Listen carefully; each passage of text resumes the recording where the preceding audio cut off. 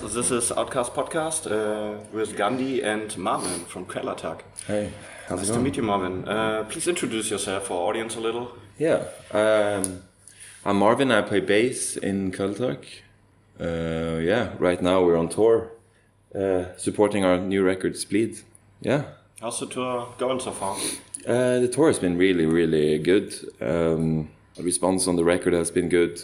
A lot of sold out shows. Tonight is sold out in Berlin. We're stoked. We've been a band since the first record came out in 2010. So we 10th anniversary, kind of. Yeah, kind of. So yeah, we're just stoked that we have so many supportive fans, and we're stoked on the new record. Like, we have some new members, and so we have some. Ivar's a new singer. Yeah, Ivar's a new singer, and Håvard on drums. So it feels like we have there's a new spirit in the band that we needed. So yeah, it's good. Yeah, I think also on Splid you hear that kind of new spirit. It's kind of a new sound. But you went back to an old studio where you recorded your first two records as well. Yeah. In Massachusetts. How did that come that you go back? Last record you recorded in Norway by yourself, didn't you? Yeah. I guess the last record, like you said, we did it live and did a lot of everything on our own.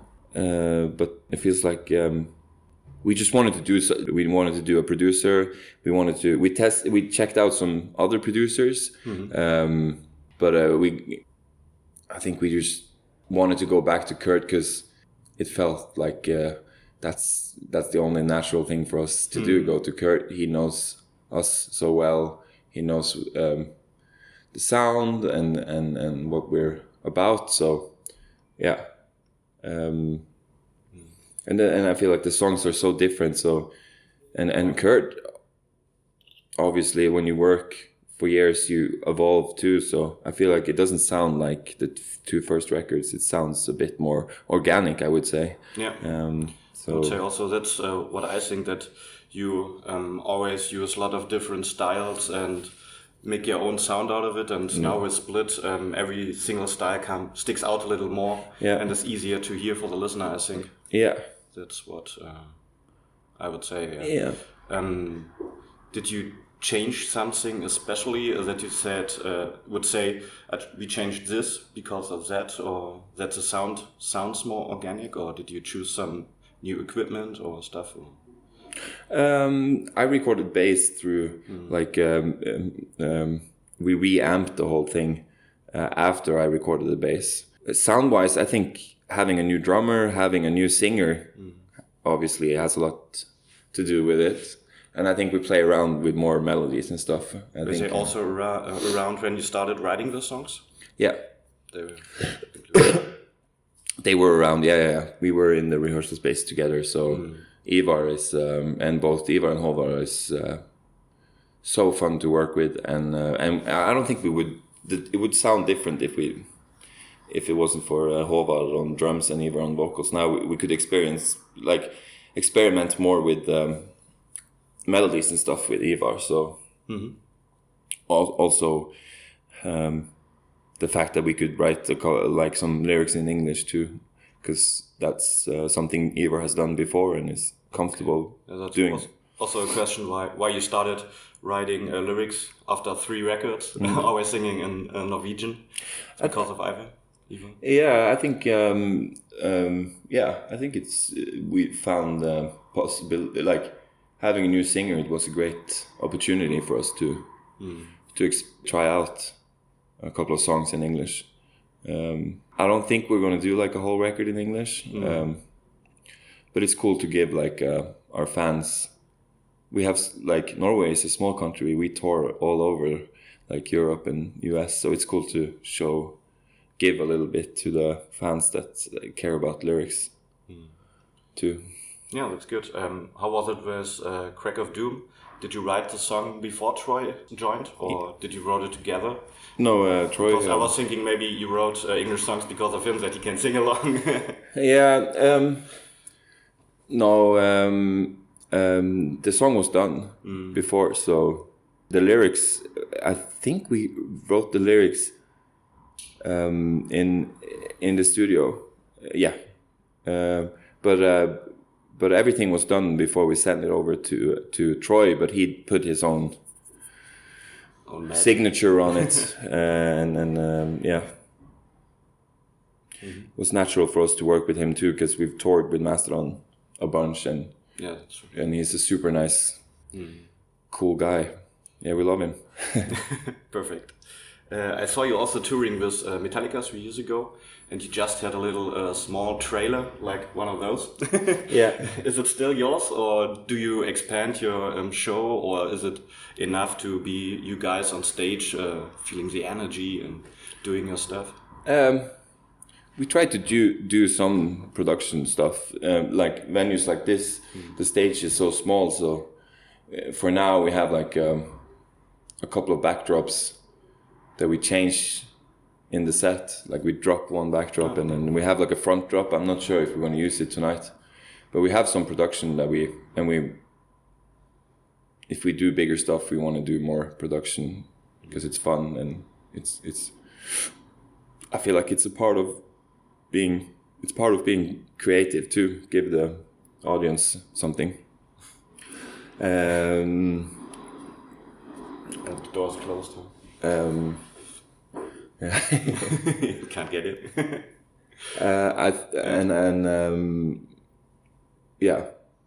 What were we talking about? Yeah, production. Will you expand your production in the future? Maybe. Yeah, I hope. Bigger shows you. Yeah, definitely. That's something I like to play around with that stuff and ideas and stuff. I love seeing big shows. So something special you like about big shows, like, don't know, fire or fireworks or stuff like that? I love pyro is awesome. I also just love seeing people do new stuff, especially in our genre. Like, not that many people do that. I love seeing also like LED screens where maybe videos or visuals are playing. Stuff like that is awesome. I think for us, we do so much on stage, like so much movement, and so like but you never know. Like, I would be open to try whatever. Like if you have a good idea, and we have a lot of videos and visuals, so. Yeah. So also, what I really like about you guys, you always jump into the crowd and go crazy on stage. Yeah. Have you ever had a really bad injury, maybe because of that? Not me personally. I haven't been injured really bad, but I think Ivar on the last tour with Mastodon, he hurt his foot really bad, jumping down.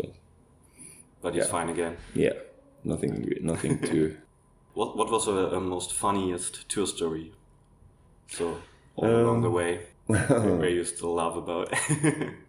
The funniest, being on tour is. I think people would be disappointed if they were behind the scenes, because it's not too much action going on. It's loading in and eating food and drink coffee and then wait for the show, and then. But there's always some stuff that sticks out. Or maybe a scary one you remember. I'll think about it. Let's go back to that. When you were in studio, I also saw that you recorded some nice instruments and some slow breathing, like. What was the most funniest thing you recorded, or what didn't you expect to sound like it after you recorded? I think doing that. That's I like that part, the end part, because you just put on some spice, so you have everything was almost done, and then you start recording some backup vocals, and that was we were kind of in a hurry when we started doing that. Like, we were scared we weren't gonna be able to record everything in time, but we were. How much time did you have? We were there for 3 or 4 weeks. 4 weeks, maybe. Yeah. But we made it. I mean, recording the vocals were super fun. I also saw Ivar turning his head in one video. Yeah. Yeah, that was getting the right effect for that part. Yeah. Nice. Or did you have some other stuff you didn't record on video? Maybe some nice instruments you wouldn't expect. Yeah, I'm trying. Yeah, BJ did like Bjarte did like what do you call it? Like melodica, like you hit it with a stick, like ding ding ding ding. What do you call it? Yeah, xylophone. Xylophone, yeah. Something like that. And that sounded really awesome. So yeah, everybody's thinking about child play stuff. Yeah. Could make exactly. Yeah. Nice. Let's talk about Fanden Tadette Hull. I heard it's about a murderer who was buried 100 years after he was sentenced to death. Can you tell something about the story behind the song? I think that's a question for Ivar. I wouldn't be good at answering that question. I think Ivar is the right person. He wrote the lyrics for that one. So yeah, he wrote almost every. He and Vidar did a lot of the writing of the lyrics. So okay. How is the scene in Norway? Do you have any recommendations of new Norwegian bands, or do you go to shows? I go to shows, newer bands. Some insider tips. Well, I'm trying to think. What was the last band you went to as a fan? There's the last show I went to was with a band called Problems. But they're an old band. I don't know if they've done a new record or anything, but that was a great show. And you have Haust, which is an old band too. Okkultokatri. Obliteration. But I'm trying to think of a newer band. Well, I guess there's a lot of underground music going on, but most of the bands have put out records for years. I can't think of crazy drug addicts. Maybe in Berlin. Yeah, that's the bands I can think of right now. Sibir is out on tour now. Sibir? Good friends of ours. Yeah. So, is there a question you've never been asked but always wanted to answer? Or a topic you like to talk about? Not really. There's always always have some pretentious thoughts in my head. But when it comes down to it, it's good to just not talk too much about the deeper stuff. No, not really. No, I think I'm good with all the... It's not up to me. Whatever you want to ask is good. Do you stay a little longer here in Berlin, or do you leave after the show? I think we leave around 1. We have a long drive tonight, so unfortunately. There's also a lot of shows to come now. Yeah, the tour altogether is 6 weeks, so I think we've done 10 days, 10 shows. So it's a long tour to go, but it's always fun to play in Berlin, or I would love to hang out and grab a drink, but we have to leave early. Yeah. Or do you sometimes take the time to walk around the neighborhood before? Yeah, I was. Have you seen something? Or? No, I was thinking about doing it now after this. Is there a record store around here? Or I'm not sure. It's not my keys, not my quarter. No, okay. Okay. But yeah, probably just Google. Is there any record stores? I was thinking. I know some any punk in metal? Friedrichshain, but it's half an hour from here. Oh, is it? Yeah. Wow. Yeah. So it's it's a big city, so. Yeah. I don't know. We had a day off in Paris, and that was awesome. So you're always looking out for new records, or you buy older stuff that you're interested in? I like to dive into older stuff that I haven't heard, maybe, or just records that I want to buy or have on my phone and on Spotify, and then buy the records. But usually I like to buy used records. They're so expensive. Yeah, new records. So Buying records in the US is awesome. Then you can get used records for like $1 or $2, $3. Oh, really? Yeah. So I bought like a lot of records That's being on nothing. tour there. Yeah. No. You go for a special genre or what kind of?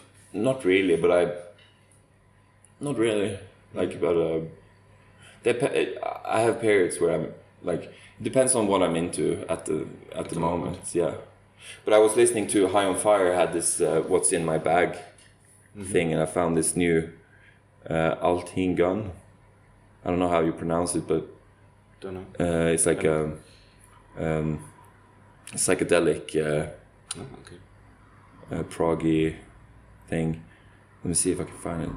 But yeah, I love listening to that. What's this called? What's in My Bag? It's What's in My Bag, and it's bands who goes in and pick records, and it's on YouTube, and you can find new stuff there. Ah, yeah. You seen it? Yeah, I've heard it. Yeah, I've seen 1 or 2 times. Yeah. Yeah. Yeah. I have. I've been in a period where I haven't been too much into anything, but now I'm starting to be stoked about new music. Yeah, that's what was also interesting, because you mix a lot of styles. So does every band member has a different background when it comes to music? Yeah, Or kind do of. you just like playing it all and partying to it all? I think we kind of influence each other, I guess. Me and Vidar, I come from more of a punk rock background. Like, I started playing in a band when the first band was when I was like 12 or 13. And then when I moved from up north in Norway to Stavanger, which is more south, a bigger city, I went to a school with Bjarte, our guitar player. Him, walking past now. Not getting into the The lost soul out there. And then I met Vidar, and I started playing in a band with him, metal, more like death metal band.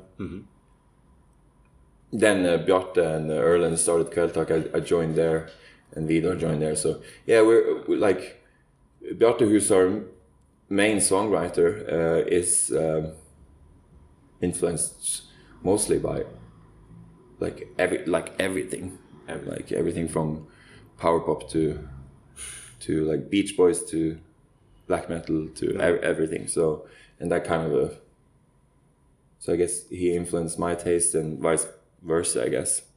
So I think we're all pretty open-minded when it comes to music. Yeah, that's the point then. Ivar is more like, Erlend was into black metal, and Ivar, our new singer, have more of a punk rock background, hard punk and hardcore. Yeah. Yeah, I also heard that you, when you started, you opened for his band. Yeah. Kind of. Yeah. Yeah.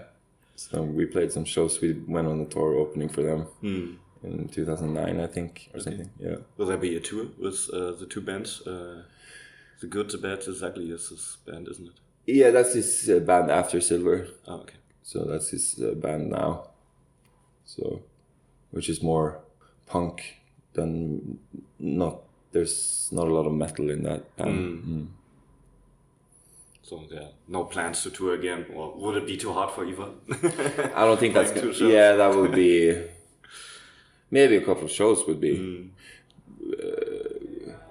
But I think right now, like being on tour for a month, doing one band is enough. Yeah, I think 6 weeks is pretty long. Yeah. So what are you doing after the tour? You plan writing new stuff, or? Not after this tour. We've just put out this record, so I guess when we get home now, we have some time off. We have like a month off, and then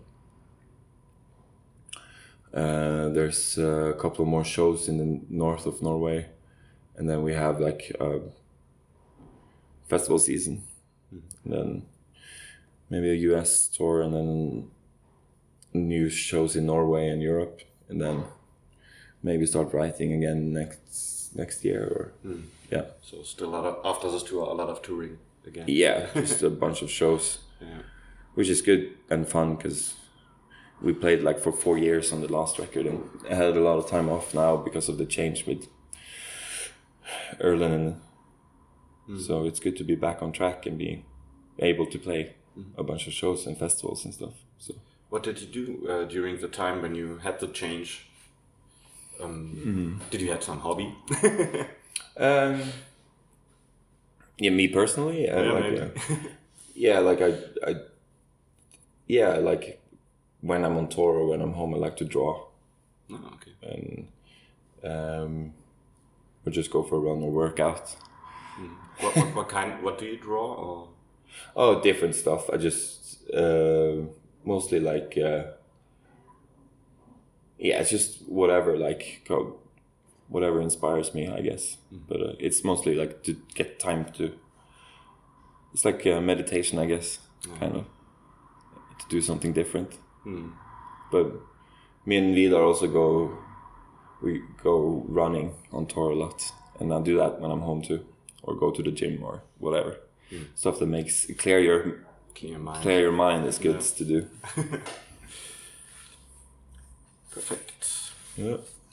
Yeah, that's it. I would close it with a Norwegian saying a friend of me taught me 3 days ago. Okay. Maybe I pronounce it incorrect, but du må spise god snø, det kan være øl. Du må ikke spise snø, det kan være øl. Do you know that saying? Du må spise gul snø, det kan være øl. I've never heard that before. Oh, really? It means like you should eat yellow snow. It could be beer. It could be beer. Yeah, beer. So you never heard it? So yellow snow, most likely it's someone who peed in the snow. Yeah. So, yeah. Because it was funny, a friend of mine is in Norway right now, and she texted me, maybe you can say that. Yeah. Where is she? I don't know. She said Norway. Yeah. She sent it to...